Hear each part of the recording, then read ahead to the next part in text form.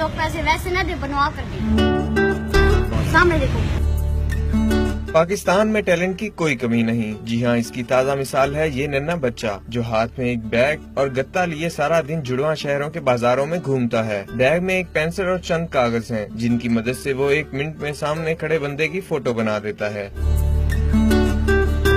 बातों में भी किसी से कम नहीं। साइड पोज बना दो 200 रुपया, फ्रंट पोज 300 रुपया।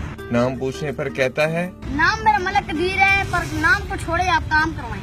कहता है चाहता हूँ लोग वैसे पैसे ना दिया करें, बल्कि तस्वीर बनवा कर दिया करें। मैं कहता हूँ लोग पैसे वैसे न दे, बनवा कर दे। जब तस्वीर बनवाने वाले के एक दोस्त ने कहा कि मेरे दोस्त की ज्यादा काली फोटो ना बनाना, तो नन्हे आर्टिस्ट का जवाब था, मैं क्या सी करीबा लवानी सी ना। उस्ताद के बारे में पूछा गया तो मासूम सा जवाब दे डाला, मेरा उस्ताद नहीं, मैं खुद करता हूँ। अबे स्कूल में पढ़ता है, वहाँ तो उस्ताद होगा ना।